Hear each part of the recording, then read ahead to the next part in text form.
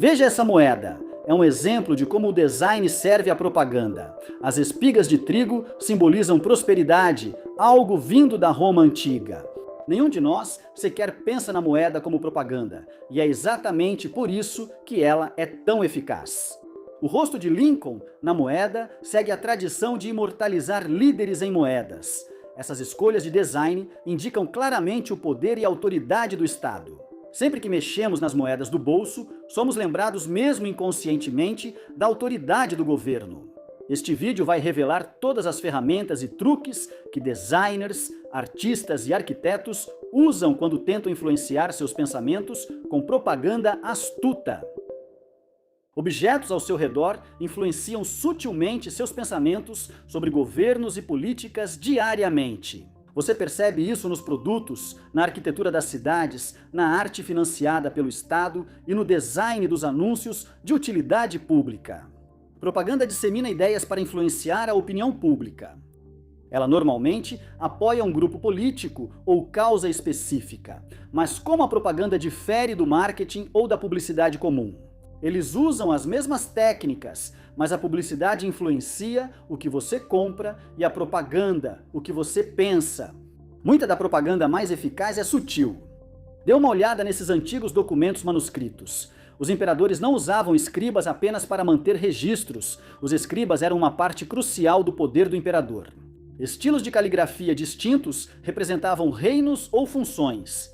Note os detalhes elaborados. Não servem apenas ao aspecto artístico, mas são escolhas estratégicas. Escribas criaram estilos de escrita complexos para dificultar a imitação e impedir cópias das ordens do rei. Os escribas dedicavam anos a aperfeiçoar um estilo de escrita que refletia a autoridade da realeza que serviam. Documentos em escrita merovingia francesa ou caligrafia da chancelaria inglesa comprovavam uma ordem incontestável da realeza. Este é um dos primeiros exemplos de design usado para transmitir autoridade governamental, sendo uma das formas mais antigas de branding e propaganda do governo. Lembre-se, muita da propaganda mais eficaz é silenciosa. É sutil, você quer inserir demonstrações de poder no subconsciente nacional sem chamar atenção para isso. Instituições governamentais e a realeza estavam todos muito cientes do poder do simbolismo visual. Isso não é apenas caligrafia bonita ou um brasão nacional.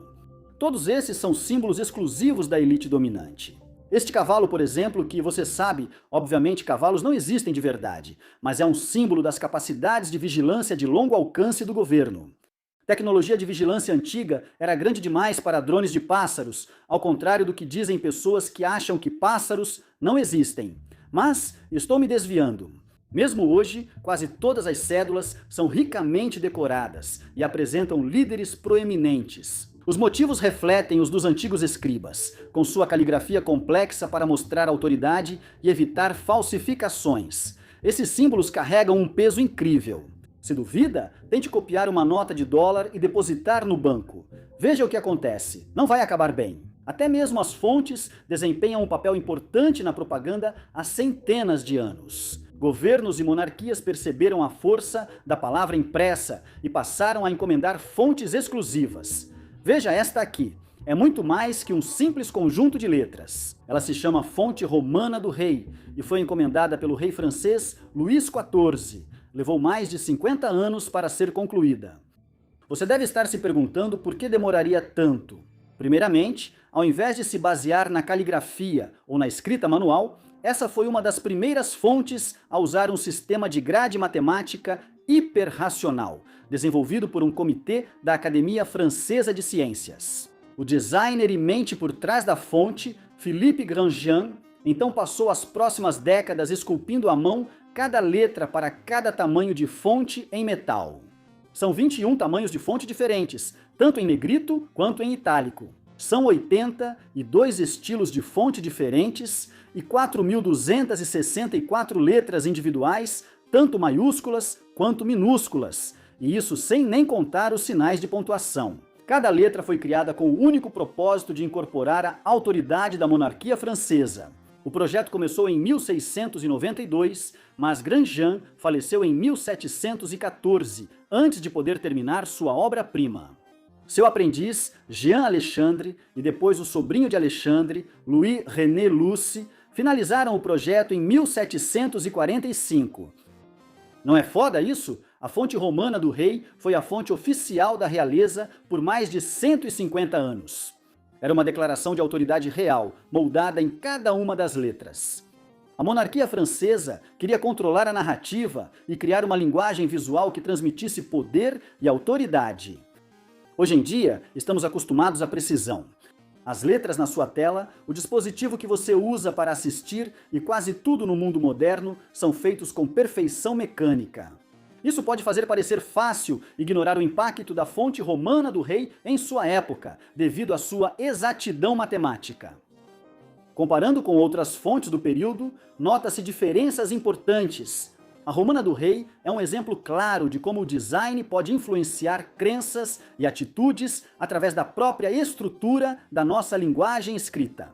Cada letra meticulosamente desenhada refletia o compromisso da monarquia com a ordem e o avanço tecnológico. Aliás, a monarquia levava isso muito a sério. Na França, da década de 1650, imprimir uma carta pública sem a permissão da realeza era punível com execução. Só impressores reais franceses podiam usar a tipografia.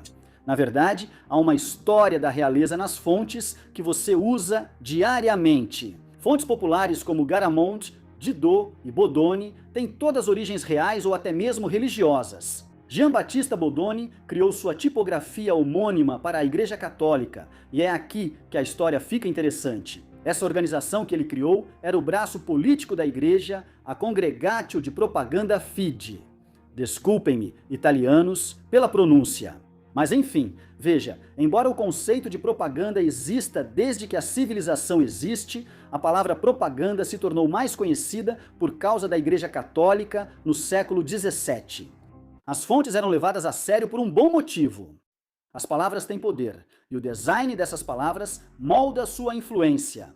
Quando um grupo social passa de 150 pessoas, é necessário um mito ou história para manter a ordem social. A propaganda é o elo social que fornece uma estrutura comum para milhões de pessoas.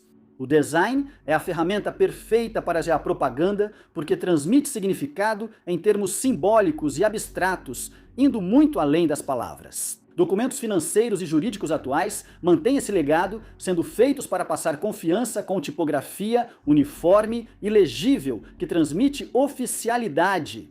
Os documentos modernos evoluíram, com chips RFID e códigos de barras, mas mantêm princípios de design das antigas tábuas e tipos de letra personalizados. Vamos focar neste formulário governamental aparentemente comum. À primeira vista, você talvez nem considere isso como design ou propaganda, mas a propaganda mais perigosa muitas vezes vem disfarçada de algo comum e sem destaque. Este formulário relata uma história angustiante. Estes são os documentos de encarceramento injusto de Raya Benin, uma mulher que era polonesa e judia na Alemanha dos anos 1940. Ela foi forçada a ir para um gueto e depois transferida para um campo de internamento, onde foi forçada a trabalhar como costureira. Como muitos judeus europeus, durante os anos 1940, os detalhes de seu destino final permanecem desconhecidos. Observe o design deste documento. Parece não ter sido projetado, mas acredito que foi feito para parecer comum e discreto, ocultando sua intenção cruel. A estratégia de design é importante, mas intimida. Ela normaliza o processo de opressão, transformando o impensável em uma tarefa administrativa rotineira. A monotonia desse design mascara uma realidade sinistra, fazendo com que os participantes desse sistema ignorem a tragédia humana por trás de cada formulário. O encarceramento em massa é feito para parecer tão comum quanto preencher uma lista de compras ou chamada. O verdadeiro horror está em sua capacidade de reduzir uma vida humana, a vida de Raya, a meros pontos de dados, características físicas, um nome, um número. Esses detalhes frios e impessoais no papel escondem a gravidade da situação. A propaganda alemã dessa época era incrivelmente meticulosa e deliberada. Eles não deixavam nada ao acaso em seus esforços de design e documentação. Esta é a propaganda em sua forma mais sutil e devastadora. Pense nas implicações de um design como esse. Quantas vezes já ignoramos o poder do design nos documentos que encontramos todos os dias? Essa história de Raya é um lembrete claro do papel que o design desempenha na formação de narrativas, muitas vezes escondendo verdades brutais atrás do véu de uma burocracia comum e entediante. David Graeber discute a ligação inerente entre burocracia e violência. Ela é invisível, mas está sempre presente. A burocracia não deixa espaço para negociação. Ainda hoje, perder uma audiência no tribunal ou não pagar uma conta pode rapidamente resultar em intervenção policial. Tudo em nome da autoridade do Estado. Vamos à Rússia, pós-Primeira Guerra Mundial, discutir o movimento construtivista, uma abordagem experimental e moderna no design e na arte. Esses designs abstratos e ousados foram feitos para transmitir uma forte mensagem política após os horrores da Primeira Guerra Mundial. Os construtivistas russos buscavam promover mudanças sociais com arte e design, visando criar uma arte que representasse uma utopia socialista igualitária. Eles acreditavam no poder da arte como uma ferramenta prática para remodelar a sociedade, tendo a tecnologia como chave para fazer suas criações ressoarem com as massas. Esse espírito revolucionário aparece nas linhas que se cruzam, no contraste de cores e na tensão visual. Há muita energia. Construtivistas usavam materiais e processos modernos, demonstrando foco na modernidade e no futuro. Máquinas, fábricas e produção em massa eram consideradas salvadoras da humanidade. Hoje, com nosso conhecimento sobre sweatshops e trabalho exploratório, é fácil ver que estavam enganados, mas é preciso reconhecer o otimismo deles. O construtivismo russo foi muito impactante e esse talvez tenha sido seu maior fracasso. Quando Stalin chegou ao poder, o Partido Comunista sentiu que não havia espaço para trabalhos abstratos na Revolução. Eles buscavam retratar o cotidiano das pessoas comuns de modo realista. A arte e o design construtivistas foram chamados de fantasiosos e decadentes. Se você observar os conceitos arquitetônicos construtivistas de prédios monumentais, eles fazem sentido. Apesar de um pouco decadentes, são interessantes. Talvez eu esteja apenas influenciado pela propaganda. Por que o Estado de repente ignorou esses movimentos radicais de design futurista? Bem, tem uma coisa que você precisa entender sobre propaganda. Boa parte dela serve para uniformizar e restringir o pensamento. Todos os ditadores entendem o poder da arte e do design e sabem que a expressão criativa pode minar seus regimes. O governo russo proibiu o construtivismo e outras vanguardas quando Stalin assumiu o poder. A partir desse momento, toda a expressão artística na URSS passou a servir unicamente como veículo de propaganda. A Associação de Artistas da Rússia Revolucionária definiu o tom, exigindo um realismo heróico para retratar a versão deles da realidade. O Estado russo não queria artistas que desafiassem as normas, mas sim aqueles que criassem uma narrativa unificada e conformista de apoio ao governo. Esse estilo artístico propagandístico era chamado de realismo socialista. O realismo socialista, como o próprio nome sugere, tinha como objetivo transmitir as coisas de forma simples e realista, como realmente aconteceram. Não havia espaço para experimentação ou abstração. Era um estilo bastante conservador. A ideia era manter a mensagem simples e direta. Agora, para deixar claro, o termo realismo socialista é um pouco enganoso. O governo não queria mostrar como era a realidade de fato na URSS. O objetivo era propagar uma versão distorcida e aprovada pelo estado da realidade. Design e arte serviam para unificar e restringir crenças. Propaganda não se relaciona com a verdade, mas sim com transmitir uma mensagem simples e unificadora, como será mostrado neste vídeo. Os artistas estão à mercê de seus apoiadores, seja Michelangelo fazendo encomendas para a igreja ou designers modernos adaptando seu trabalho para agradar seus clientes corporativos. Em cada caso, o objetivo principal é criar uma narrativa que ressoe com os objetivos dos patrocinadores, borrando a linha entre expressão artística e mensagem persuasiva. O que fazia a URSS ser única era até onde iam. Hoje, não atender às expectativas de um cliente pode custar seu emprego, mas muitos artistas e designers da vanguarda russa foram presos, exilados do país ou coisa pior. Poucos sortudos acharam novo lar nos Estados Unidos, mas até essa liberdade também era permeada por propaganda. O design americano, influenciado por artistas imigrantes, tornou-se depois uma ferramenta na Guerra Fria, simbolizando a liberdade ocidental frente à opressão oriental. Enquanto a URSS era aberta ao criar uma mensagem unificadora de propaganda, os Estados Unidos eram muito mais discretos. Se você acha que conhece o design modernista do século XX, prepare-se! Seu papel na propaganda americana é surpreendente. Primeiro precisamos falar sobre Eduardo Bernays, pai da propaganda moderna, que escreveu o livro sobre manipular a opinião pública com propaganda. Ele escreveu o livro chamado Propaganda. Bernays acreditava que humanos eram guiados por instintos e desejos animais. Ele via as guerras mundiais como prova dos comportamentos irracionais e perigosos da humanidade. A solução dele para a nossa natureza irracional era aproveitar esses instintos básicos e redirecioná-los para algo menos destrutivo, o consumismo. Ele focou em despertar desejos internos nas pessoas com anúncios, para que as corporações vendessem produtos que os satisfizessem. Bernays chamou esse método de engenharia do consentimento. Até mesmo o presidente Hoover adotou o plano de Bernays, e o consumismo se tornou central na vida americana.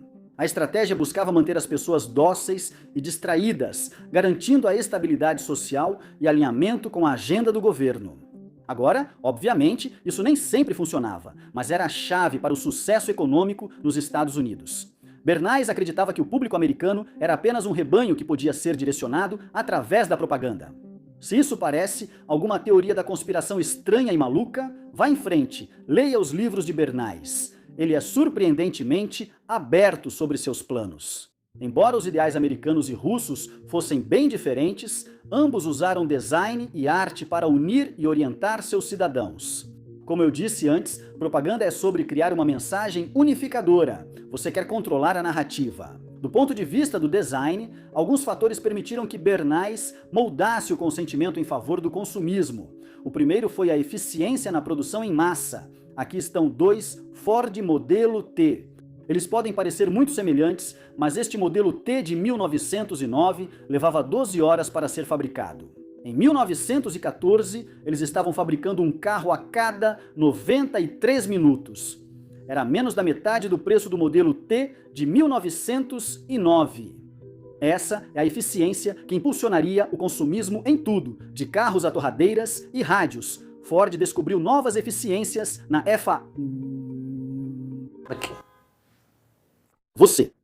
Ford encontrou novas eficiências na montagem mecânica ao fazer engenharia reversa em um drone de cavalo do governo. Curiosidade, o relincho dos cavalos era o som abafado do vapor liberado quando a equipe interna aquecia. Atualmente, cavalos não são mais mecânicos. Eles são apenas cachorros geneticamente modificados e estranhos. Alguns já notaram, mas muitos ainda não sabem. Voltando ao que permitiu a estratégia de Bernays de criar consentimento via consumismo. Outro fator foi o movimento de design modernista, que buscava tornar o bom design acessível a todos. O design precisava ser simples, funcional e, mais importante ainda, barato de fabricar. Apesar das boas intenções, os designers modernistas involuntariamente reforçaram o consumismo de Bernays. Esses designs populares e acessíveis eram essenciais para o plano de consentimento fabricado funcionar, especialmente via consumismo. Em uma economia baseada no consumo, é necessário um ciclo constante de compra e descarte, facilitado por produtos mais baratos. Isso se chama obsolescência programada. Produtos são feitos para serem quase descartáveis, incentivando trocas constantes por versões novas. It seems so much longer than last year. It is. Nearly 4 inches longer in some models. Oh! O design modernista não foi o único fator da obsolescência programada, mas sua fabricação econômica e estética minimalista apoiaram estratégias consumistas. Isso mantém os custos de produção baixos e incentiva a substituição barata. Isso ainda acontece hoje, sendo os smartphones impossíveis de reparar um exemplo clássico. Os smartphones não mudaram muito nos últimos anos. Só implementam funções bobas, como alternar entre bordas arredondadas e retas para parecer novidade, ou lançam supostos recursos revolucionários como as ilhas dinâmicas. Tudo isso é uma grande enganação. Curiosamente, os designers modernistas buscavam democratizar o design, mas acabaram criando uma linguagem visual consumista. A busca deles por um apelo universal acabou, sem querer, achatando a diversidade cultural, criando uma estética homogênea e básica. Era sobre produzir objetos menos ofensivos e mais universalmente aceitáveis. Isso permitiu a produção em massa e tinha a ver com criar designs que fossem escaláveis e inofensivos. Era basicamente como a versão de design da música de elevador. Se o design moderno de meados do século fosse uma cor, seria bege. Eu sei que tudo ao meu redor é bege e tenho móveis de meados do século, mas é porque não tenho escolha. Isso foi antes de eu perceber o quanto odiava esse movimento de design. Eu acho que os ideais do modernismo eram muito nobres, mas no que isso se tornou é simplesmente tão entediante. Não há diversidade cultural, nem diversidade de design. Tudo é só um monte de retângulos arredondados bege e sem graça. No fim, um bom design, mesmo bem intencionado, pode virar ferramenta de propaganda duvidosa. A propaganda para o povo americano exaltava o consumismo e designs futuristas, tornando os produtos um estilo de vida. Em vez de construir caráter e criar identidade, era possível apenas comprar uma pronta. Isso continua acontecendo hoje. Não é necessário exercitar-se ou manter boa alimentação. É mais fácil parecer esportivo comprando um tênis Nike, sem esquentar a cabeça com os complicados problemas ambientais da cadeia de suprimentos. Basta mostrar para todo mundo o quanto você se importa com o meio ambiente comprando um par de tênis Allbirds, sem culpa. Evite o incômodo do ativismo político. Compre um par de Doc Martens com visual rebelde por R$ 149.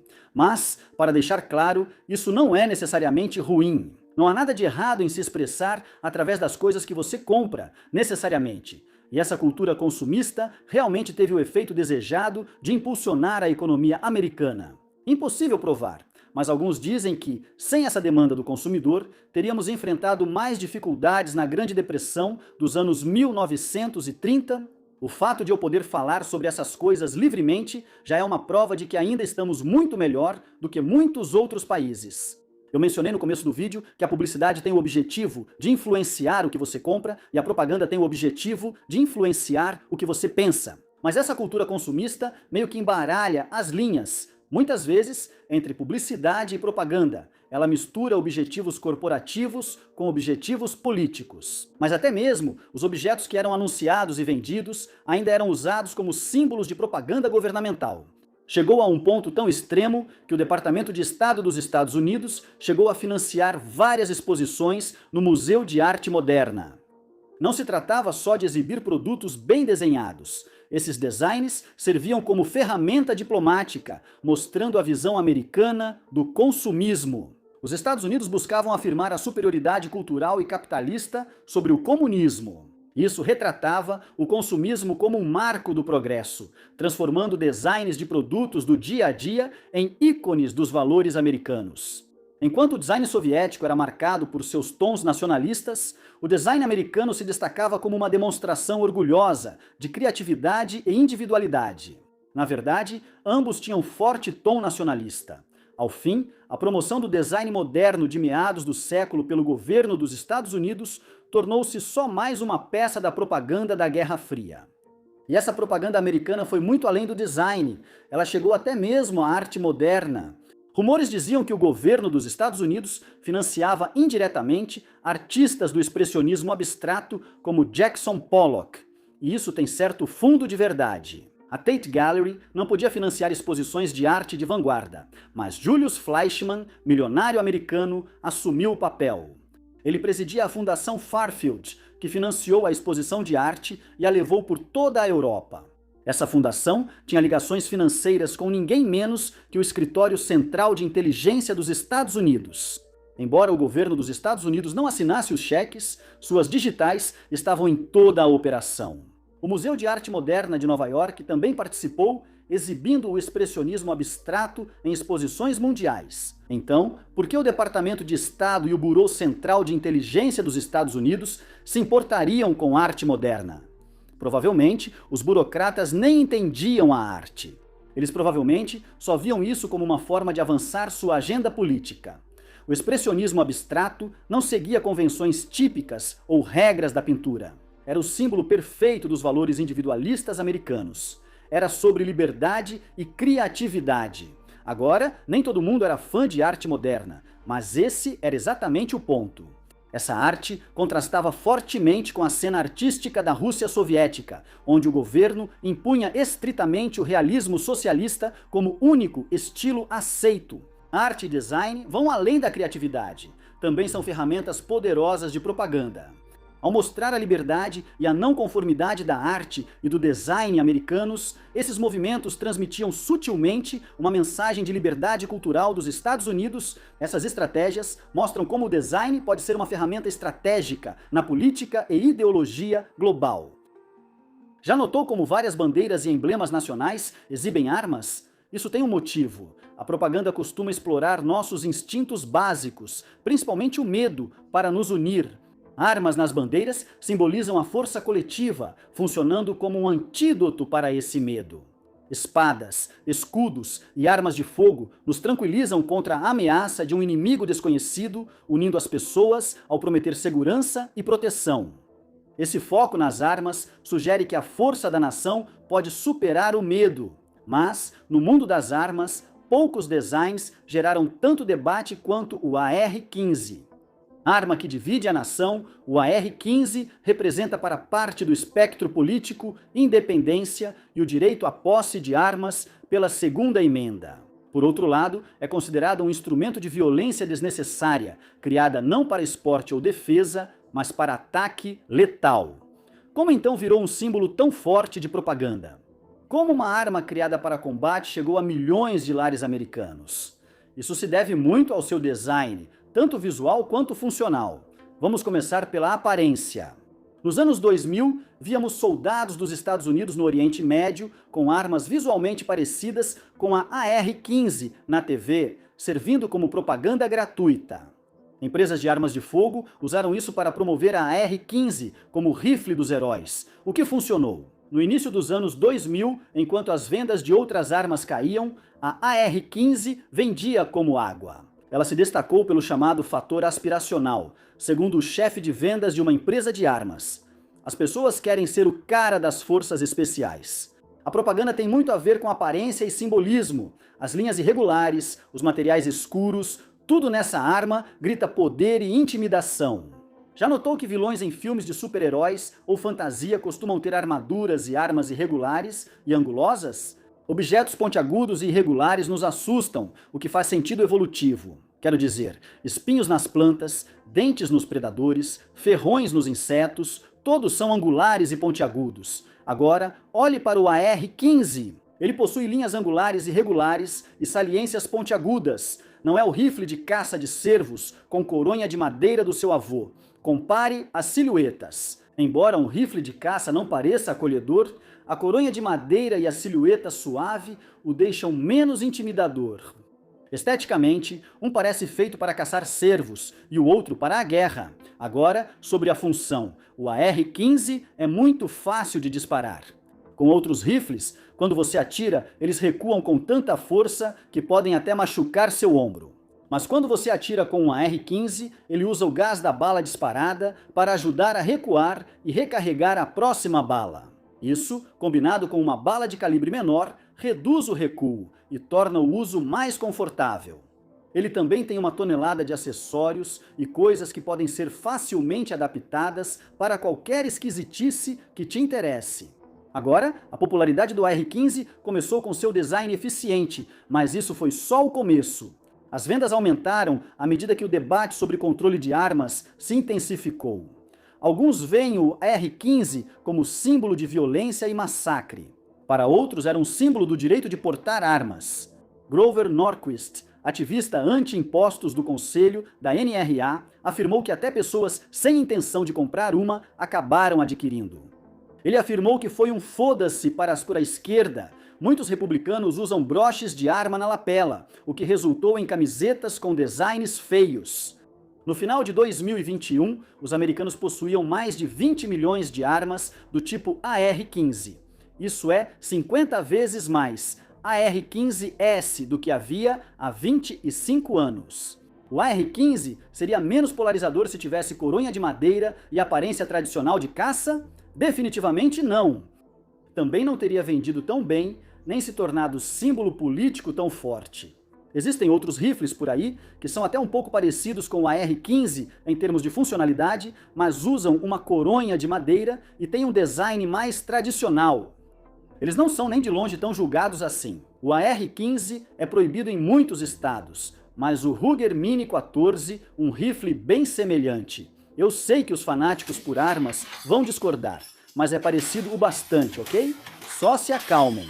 Ele continua sendo permitido em todos os 50 estados, pelo menos na época da publicação. O AR-15 mostra como o design pode elevar um objeto comum a um ícone político, algo que é admirado, desprezado e debatido sem parar. Objetos adquirem significado além da forma, ressaltando o design na criação de percepções, política e crenças nacionais. Talvez o principal motivo do AR-15 ser uma ferramenta de propaganda tão popular seja seu visual chocante, que chama atenção. Esse tema é comum em várias propagandas. Veja, por exemplo, este cartaz da Primeira Guerra Mundial. Esse cartaz pode não parecer chocante hoje, mas, na época, cartazes ilustrados e coloridos eram tecnologia de ponta. A composição impacta porque os artistas usaram o efeito de rotação diferencial, fazendo os olhos do homem e o dedo parecerem seguir você de qualquer ângulo no cartaz. Em comparação a nós, as pessoas comuns da época eram menos acostumadas à propaganda. Por isso, esses cartazes tinham um impacto forte. Nossa capacidade de atenção está completamente destruída por causa do excesso de tempo de tela hoje em dia. Então vou colocar algumas animações divertidas no canto para tentar imitar o que alguém do início do século XX deve ter sentido ao olhar para isso. O homem na imagem é Lord Kitchener, secretário de Estado da Guerra britânico. A ideia de um líder bem estabelecido, apontando o dedo diretamente para você e lhe dando uma ordem deve ter sido chocante na época. O cartaz ter sido copiado tantas vezes prova isso. A versão do Tio Sam americano é a mais famosa, mas há dezenas de outras. Foi nessa época que a propaganda passou a mostrar mais drones de vigilância em forma de cavalo.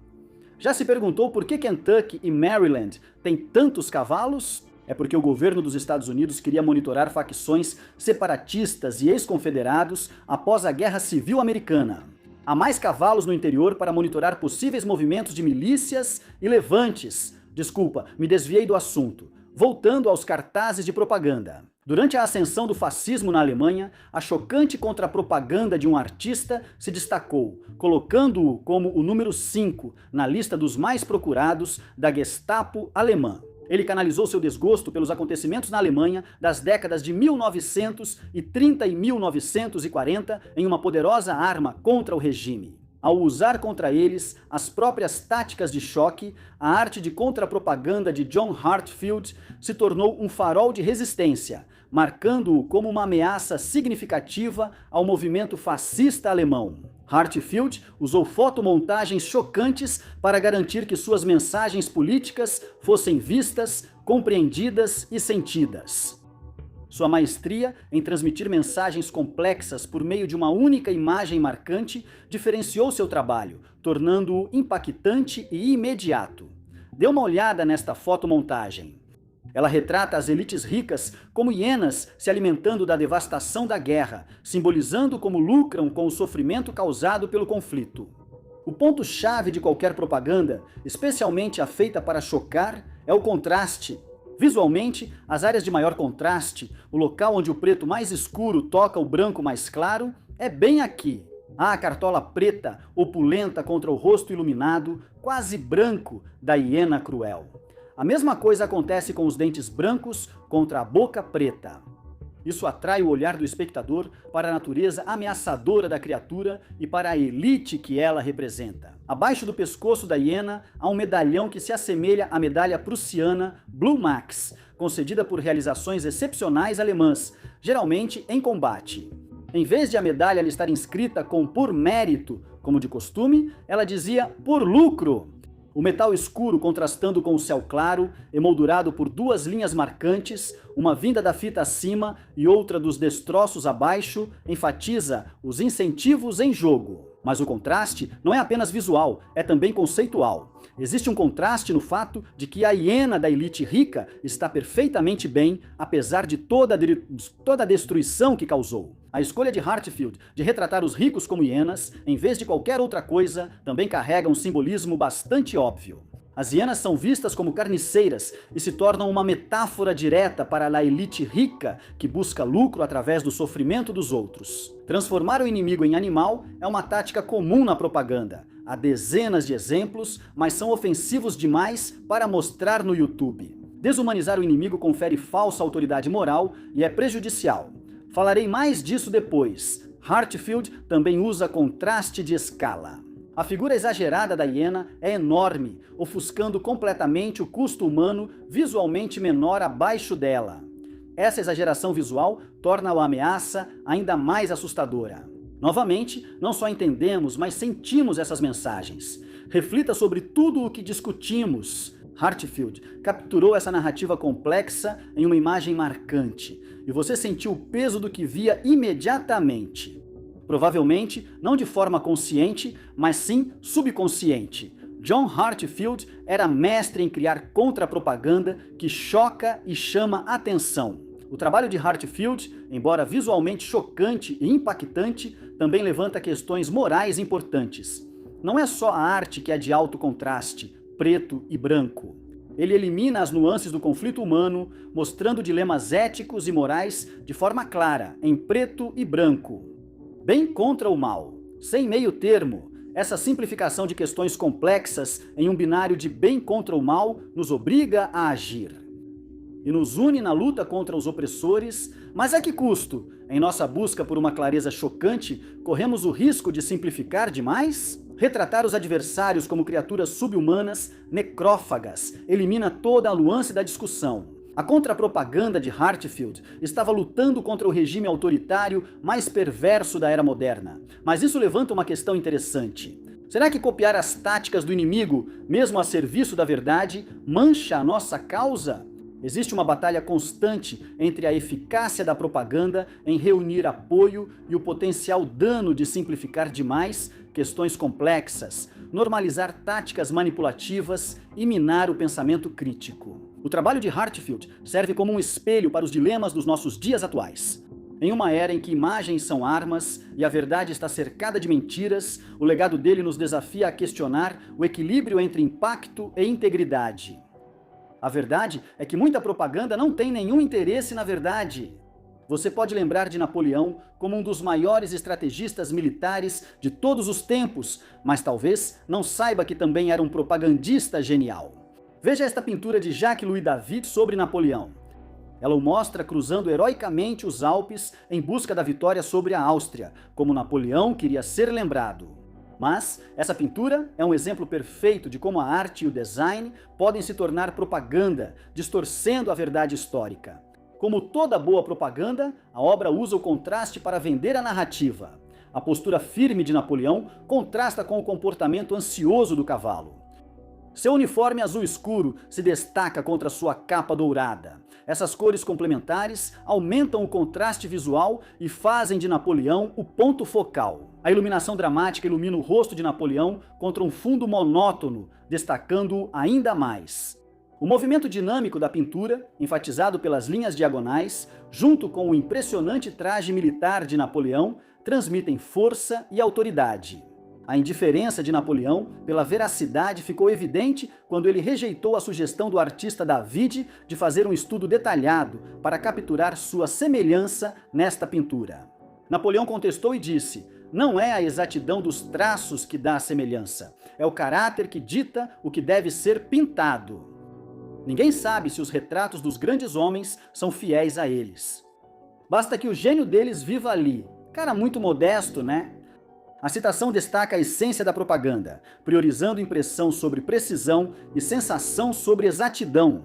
O nome de Napoleão é associado de propósito a figuras lendárias como Aníbal e Carlos Magno na pintura, ressaltando seu desejo de ser lembrado entre os grandes conquistadores que atravessaram os Alpes. Como você deve imaginar, a verdade é menos glamurosa.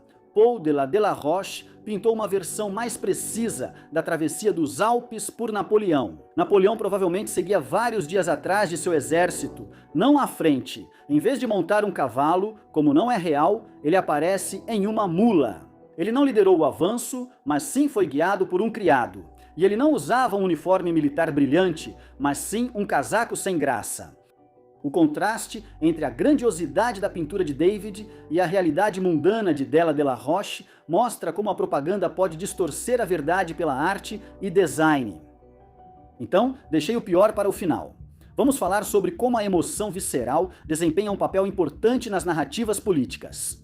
Regimes autoritários usam o design para transformar ideologias falhas em visões cativantes que podem distorcer a psique coletiva de toda uma população. Esses designs são ferramentas que atingem nossos instintos primitivos. É uma das demonstrações de poder mais viscerais que encontrei. A fachada do governante autoritário italiano Benito Mussolini no Palazzo Borghese é tão absurda que chega a parecer caricaturalmente maligna. Infelizmente, isso não era piada, era muito real. Mussolini foi o aliado europeu mais leal da Alemanha durante toda a Segunda Guerra Mundial. Você deve se perguntar por que o rosto de Mussolini está em uma fachada e por que está escrito "si" várias vezes. "Si" quer dizer sim em italiano, mas sim para quê? Tudo começou nas eleições fascistas de 1934. Uso eleição de forma vaga, pois tudo já estava quase predeterminado. Os eleitores podiam votar sim ou não para aprovar a lista de deputados indicada pelo Grande Conselho do Fascismo, mas não escolher nomes na cédula. Vamos analisar isso. Imagine que você vai votar nessa eleição, você se aproxima da fachada e vê a palavra sim se repetindo várias e várias vezes. Essa escolha de design elimina qualquer nuance, direcionando nossa atenção para a gravidade da mensagem, uma clara manipulação do design para forçar a obediência, fazendo você sentir como se estivesse sendo vigiado pelo próprio ditador. As letras pretas sobre o fundo branco se destacam em alto contraste. O arranjo uniforme e ordenado das letras é uma demonstração de ordem autoritária. A repetição hipnótica da palavra sim quase tira o seu significado, transformando-a mais em um padrão que embala você em uma submissão hipnótica, projetada para direcionar a ação pública sem nenhum pensamento real. A falta de detalhes no rosto, reduzido a traços marcantes e uma expressão muito severa, não deixa espaço para nuances ou empatia. Apenas a ordem fria. Vote sim ou então. Agora é aqui que a coisa fica realmente louca. Você entra na cabine de votação e vê suas opções, sim e não. A opção sim está nas cores patrióticas da bandeira italiana, e a opção não está nesse papel pardo, sem graça e feio. Por fim, você não simplesmente entrega seu voto anonimamente. Você tem que entregar sua opção de voto identificada pela cor a um oficial eleitoral. Eles vão saber se você votou sim ou não. Talvez você não seja fascista, mas você pensa na fachada gigante que acabou de ver lá fora e diz: quer saber? Talvez eu deva guardar minha opinião. Os eleitores tiveram uma escolha que, na verdade, não era escolha. E claro, funcionou. 15 mil pessoas votaram não. Sabe quantas pessoas votaram sim? 10 milhões de pessoas apoiaram o novo governo fascista. Isso é 99,84% que votaram sim. Com o jogo tão manipulado contra a democracia, é possível que a eleição nem tenha sido real. Com esse tipo de intimidação planejada, provavelmente nem precisaram fraudar. A propaganda serve para unificar, e Mussolini, infelizmente, foi bem sucedido nisso. A análise da fachada do Palazzo Borghese mostra como design e arquitetura são usados como instrumentos de poder para moldar percepções e comportamentos. É um lembrete claro de como espaços e símbolos podem ser projetados para manipular e controlar, deixando uma marca permanente na consciência coletiva. À sombra dessa fachada, encontramos não apenas uma história de subjugação, mas um chamado para resistir ao apelo da simplicidade diante de verdades complexas. Esse é o legado do Palazzo Borghese, um desafio para olhar além da fachada, questionar e buscar profundidade além da superfície. Governos e líderes políticos usam o design para projetar uma imagem de poder inquestionável. Regimes passam décadas desenvolvendo tipografias e moedas personalizadas. Eles criam cartazes impactantes. Eles atribuem significado político a objetos comuns. É um véu que esconde sua vulnerabilidade do olhar público. Conversei com meu amigo Kyle, que disse que todos os regimes políticos são frágeis como casca de ovo. Uma única rachadura, por menor que seja, pode levar ao seu completo desmoronamento. O design e a propaganda servem para te fazer esquecer que todas as grandes nações acabam caindo. A história nos mostra que artistas e designers muitas vezes se encontraram à mercê de seus patronos, sejam eles reis, corporações ou governos. Devemos ter cautela, como Edward Bernays destaca em sua análise sobre propaganda. Propagandistas podem perder a noção da realidade, pois para eles, a verdade é o que o cliente deseja que o mundo acredite. Neste vídeo, mostrei como a propaganda influenciou e limitou a expressão das pessoas ao longo da história, algo que ainda ocorre atualmente. Em dezembro de 2020, ainda tentaram tornar obrigatória a arquitetura neoclássica para prédios do governo nos Estados Unidos. O governo dos Estados Unidos queria restringir o alcance do discurso cultural e intelectual. Felizmente, desta vez, não deixamos isso acontecer. O design e a arte são eficazes como propaganda, porque expressam o que não pode ser dito, sugerindo ideias que seriam sombrias demais para falar abertamente. Manipula a realidade, ocultando ideias malignas sob o espetáculo visual. Quanto mais grandiosos os visuais, mais fácil se torna elevar ideias logicamente e moralmente indefensáveis. Agora, propaganda não é necessariamente algo ruim, e o design e a arte também podem mostrar coisas que são belas e puras demais para serem expressas com palavras. Há uma responsabilidade em compreender o poder das nossas criações e as narrativas às quais elas servem. Se você não é designer ou artista, pode ser difícil diferenciar fato de ficção, principalmente quando isso é ocultado de propósito. No final, a arma mais poderosa contra a propaganda não é mais propaganda, está na nossa curiosidade de olhar além da fachada. Obrigado a todos os amigos e apoiadores pela ajuda neste vídeo. Algumas sessões ficaram de fora da versão final e você pode ler sobre elas no meu Patreon. Se quiser acessar o conteúdo extra e me apoiar, agradeço muito. Confira meu Patreon no link abaixo. Tenham um ótimo dia!